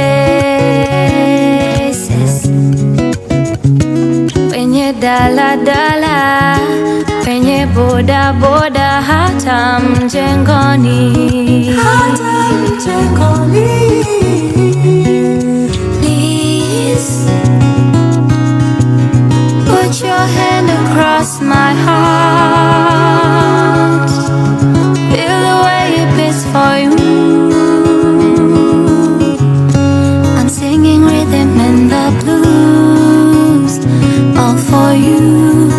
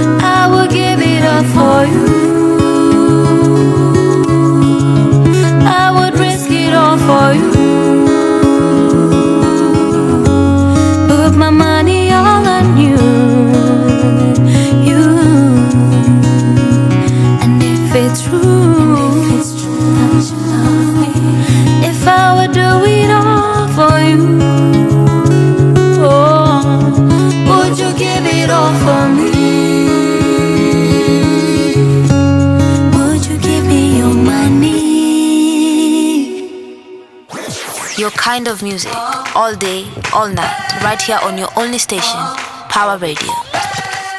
All right, welcome back. That is Wiwi Nimo. The song is for you and it's playing right here on Power Radio.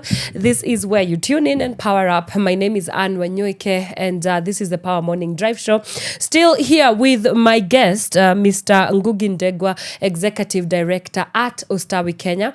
We are talking about youth perspectives on political radicalization.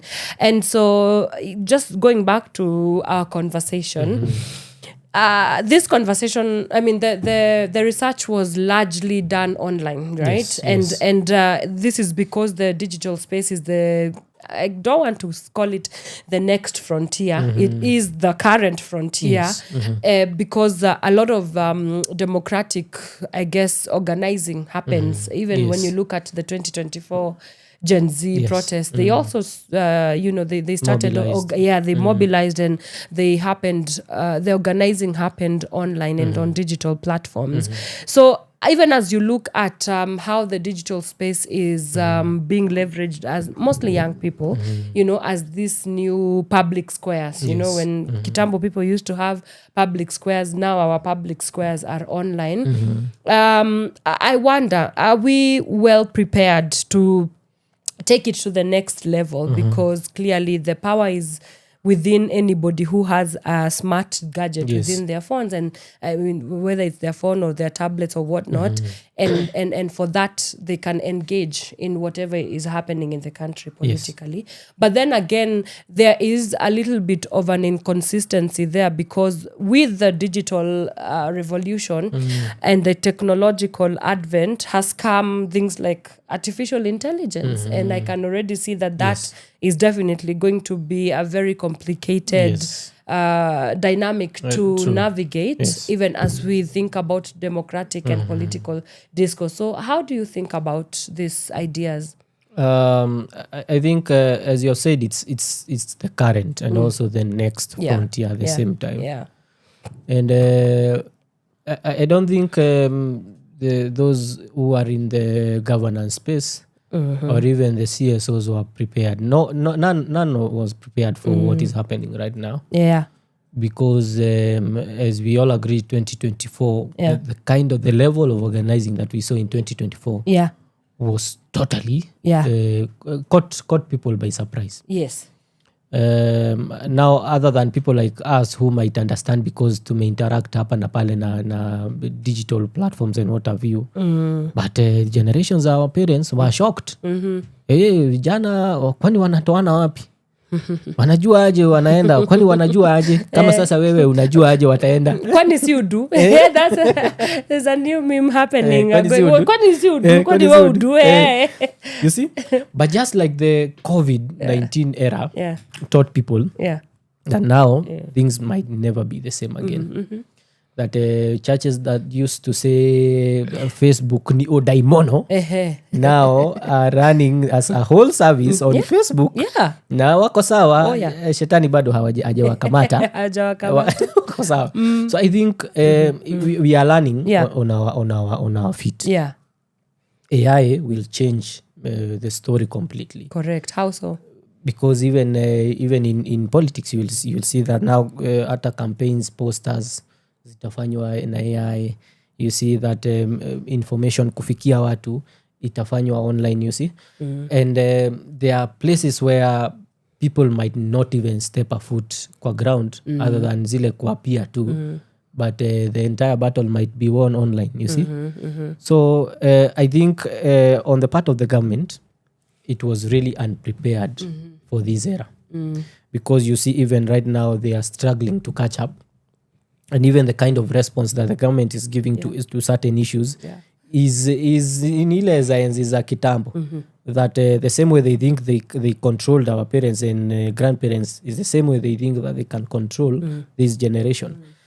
For example, if you remember way back in 2024, there was the attitude ya kujaribu kutisha kusema hawa ni wakora nini, which cannot work.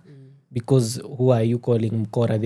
Hakuna mtu unasema ndio huyu. It's a whole mob on the internet. So there is no particular person ambaye you can call an inciter. Yeah. You can also see that how information is spreading very quickly, and that cannot be controlled.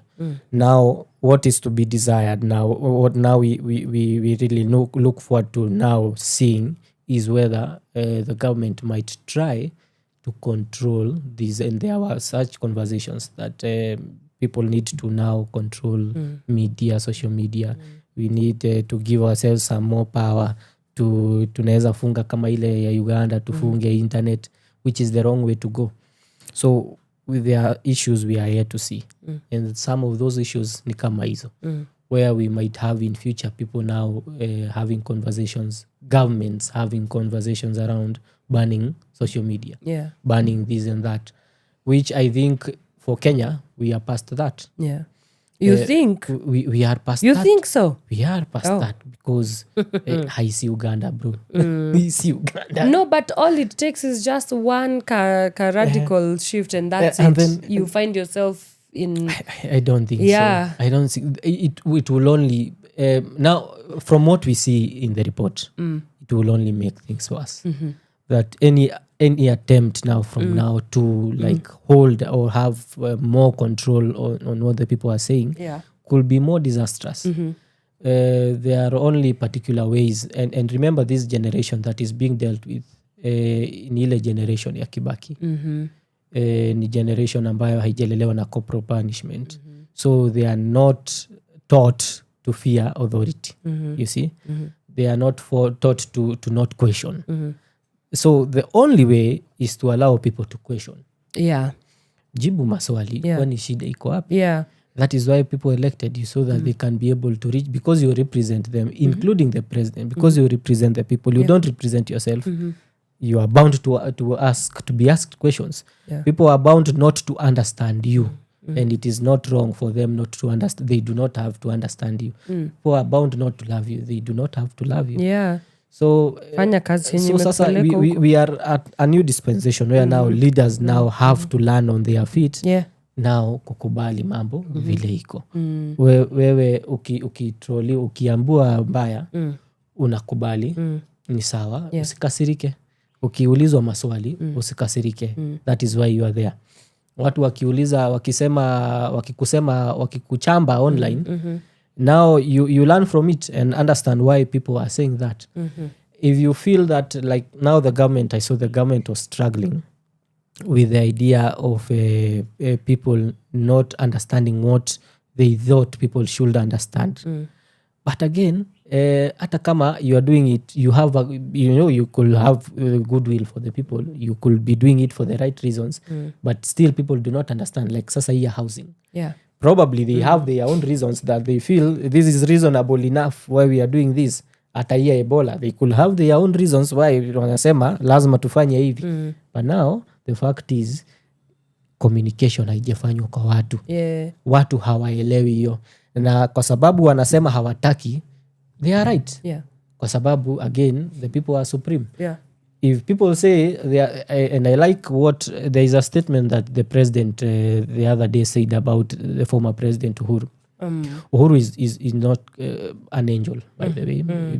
We cannot say he was. He was not an angel. Absolutely, by the way. Not. So many faults about him that we can talk about. No politician is an angel. No politician. But there is a statement that Ruto said that wakati nilienda kwa Uhuru, aliniita akaniambia, sasa hii mambo ya nyumba, wewe uko na nyumba yako, na hawa si wamekataa na ndio hawana, wacha hiyo maneno izame. But there is a thing that we can pick from that statement. That the former president, with all his faults, understood that I might be doing the right thing. But since we are not hatupelekani na watu, we are not at the same level, hawajaelewa game ni gani yenye nataka kufanya, it's well and good. We do not have to force things. People have their right to say this, they have their right not to want to be taxed more, and it is okay. We cannot force ugali ingie kwa mdomo by force kama mtoto hataki kuikula. We have to take it bits by bits. Not unless you grew up with an African mother. Yeah. I remember how we used to be forced to drink uji. Oh my god. That was like the most, oh my goodness. Yeah. And now going forward, Yeah. I think our issue as a country is we do not embrace ile expert ya ukweli hatui embrace because if we did, then we will have the right people at the right places. We will have sociologists in these programs by the government trying to understand how they can take the right approaches so that the people and the government are going hand in hand. Right. So that we don't have a repeat of what we had good projects kama za malaria. Yeah. Ambazo hazikuwork kwa sababu sociologists and other people who should have been involved were not involved. They were not involved. Sasa ukienda kwa maboma huko Ushago unapata ile neti ya blue ndio inafunikia kuku. Na ilikuwa inafaa kufunikia mto. That's so funny. Yes. Yeah, but it's true. I think it's Abraham Lincoln who said that the government's key mandate is for the care of the people that it serves. And we couldn't live in a time where that is so far from the truth of each other. Like there's so many contradictions. Yes. And the people are funding this project. So if mimi ndo na fund na niseme siko ready kutoa more money, then understand. Yeah. Yes. So what were some of the recommendations that the people that came to the validation gave? And then now where do we go from this point with research? Some of the recommendations were that we need to solve past historical injustices. First of all, now before we get to past historical injustices, the recommendations were that we need more communication. We need more civic education. Those were some of them. But now, even before we get to solving the problems of now, where we are saying now people need to listen to each other and the government needs to involve the people, there needs to be more public engagement with the people, then historical injustices must be solved. Yeah.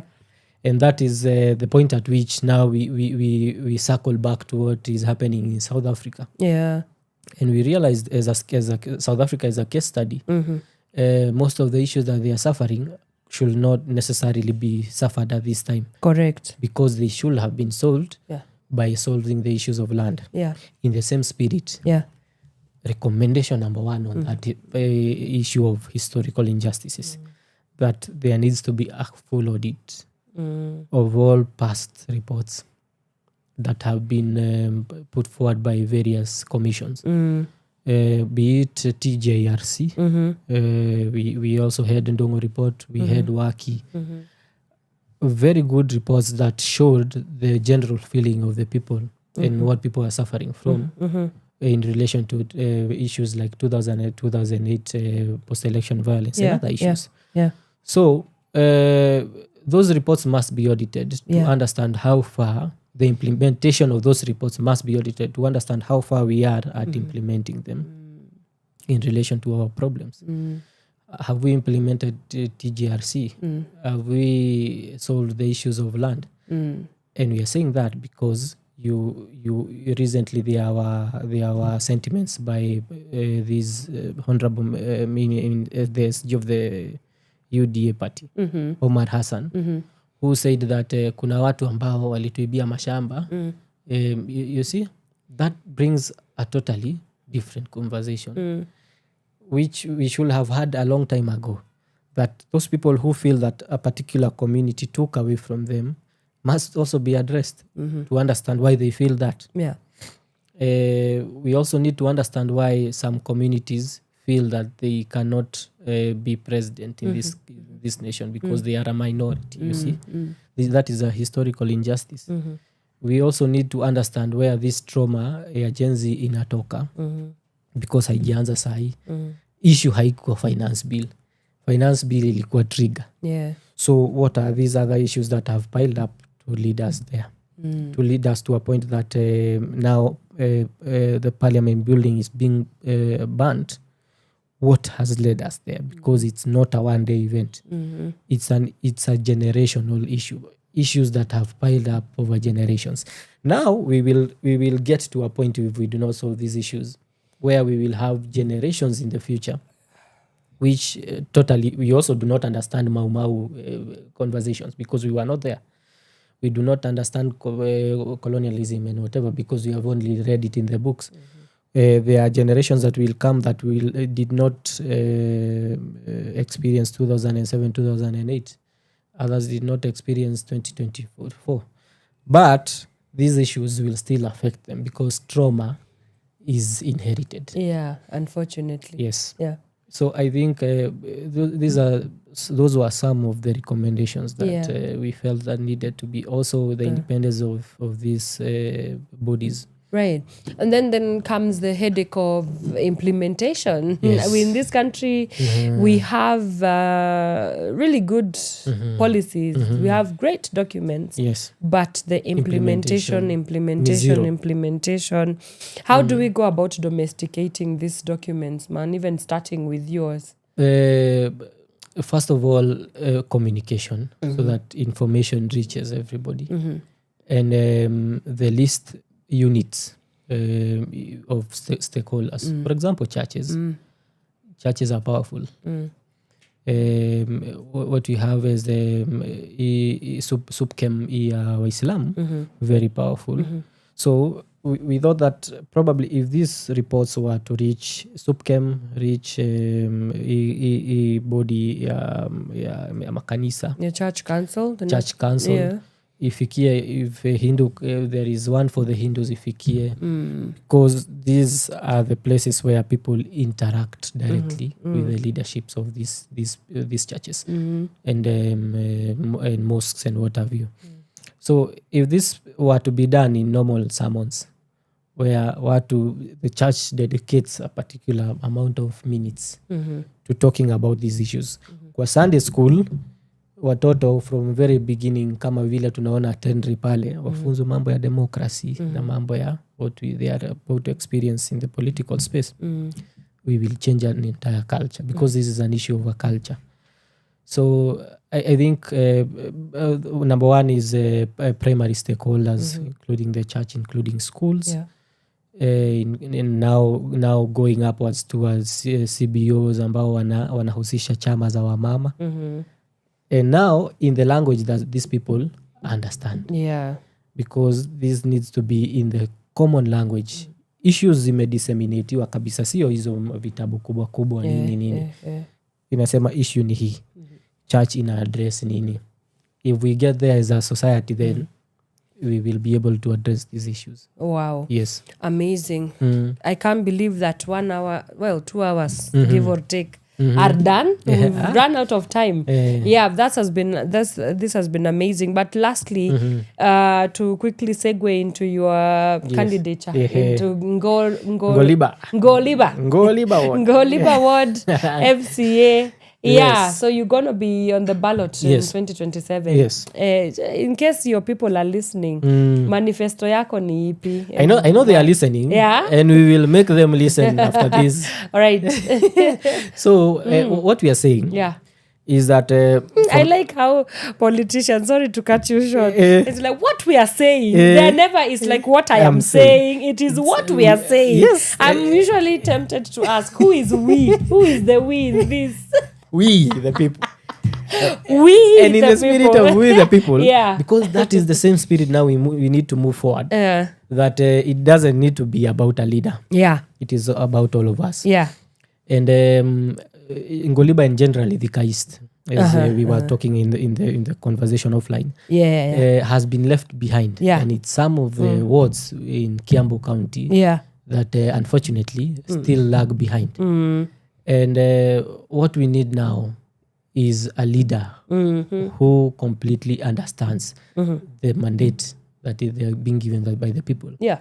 And one of those mandates being given to them by the people that the people will give me as Ndegwa includes making laws and oversight. And making laws is a very important role. Na ambayo haiwezi fanywa, hatuwezi endelea vile tumekuwa tukisema ati sasa tuchague kijana ambaye kwa sababu ni kijana tumpe kazi aende ajisaidie. That is the wrong approach. We must know anaenda kufanya nini. Kwa sababu ni kazi tunampatia, anaenda kufanya nini. To make laws that will ensure that these areas that have been marginalized like Ngoliba and Gatuanyaga, the East, light comes. Wapate mabarabara mzuri, tupate maji mzuri, tupate mahali hakuna stima kama 14 Falls, watu wapate in this time and era. Kuna mahali watu hawana stima. Na tunaongea kuhusu kila siku the president is talking about last mile connectivity. Watu wa 14 Falls hawana stima. 14 Falls. Hawana stima. Where hydro. Yes. And Makiu, this is also a tourist attraction, you see. I can't even believe. Hakuna mabarabara, they cannot access them. Yeah. And these roads and these easy mastima na lighting, street lighting na maji na whatever, hazitajengwa na MCA. Kwa sababu hana hiyo pesa ya kujenga, but zitaletwa na yeye through the laws that they can make kwa county assembly, ambazo zina ensure that those who are marginalized wanafuatwa na maendeleo, na through lobbying, so that leader makes the correct amount of relations that will all lead back or circle back to development reaching to the people. Whether they are lobbying that through the county or through the national county leadership, national leadership, then the national government leadership, then that is that. But bottom line, it is time for change. We have had 15 years as Ngoliba and generally Thika East of nothing. Totally nothing. And that needs to come to an end. Yes. I hear you. Na kule kwa sababu ya hiyo, because of the 15 years that have gone to waste. Mimi my slogan is Ngoliba fresh. Ngoliba fresh. Ngoliba fresh. Wakupe 5 one time peke yake. Tuone kionjo vile mambo inakuwa. Ngoliba fresh. Tufanye mambo fresh. I mean, all the best so to you. And tutakuwa tu hapa na wewe next year. We will have known. Yes. But parting shot, final parting shot. How can people get this research if at all they can? And how do people get in touch with the work that you're doing at Ustawi? Yes. First of all, that will be disseminated through the various organizations that we partners that we have. Ustawi KE, we reach out to churches within our jurisdiction, Kiambu, and do that, and other stakeholders, including schools and whoever we shall see needs to reach, this information needs to reach. And we also have them with CAS. And we will try to reach NCICC so that that information is also with them, and also other primary stakeholders that need now to take action directly. Yes. Awesome. Yes. Fantastic. Asante sana for this amazing work. And I truly hope that we can, in one way or the other, live in a society where the brilliant work and sacrifice that you've put into this research is socialized. Asante sana. Thank you for coming. Thank you for having me as well. All right, ladies and gentlemen, that has been our time with Mr. Ngugi Ndegwa, Executive Director at Ustawi KE, there on our conversation this morning about youth perspectives on political radicalization. Many things indeed for you and for your team at Ustawi KE. Na mimi sina la ziada. I will have to love you and leave you. And I leave you with the very safe and capable hands of the one and only Kimberly Sandra. She comes in at 11 a.m. with the Shiva sessions. Then later on, please catch Mike Munyiri and Flozz. They will be here with Sauti Mbili show. You know how they do, from 2 p.m. all the way till 3 in the p.m. So do catch them as well. And I will see you on Friday. And guess what? This Friday, I am joined by the national chairman of the Linda Mwananchi Youth League, Mr. Brian Okeja. We're going to be talking a little bit about everything that happened at the Kivulini grounds in Thika for the Linda Mwananchi. Is this Kenya's last saving grace, or it's just yet again another boring and eye-rolling political faction? That conversation on Friday, same time, same place. For now, goodbye. Tuonane tukionananga. From sunrise to sunset, all day and night. Power Radio.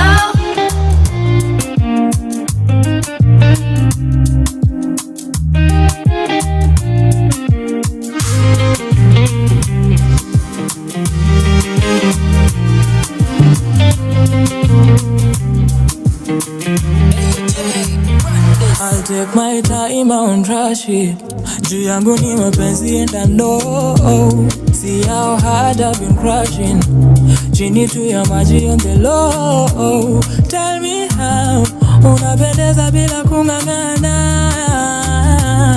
Tell me how wena malaika mnafanana.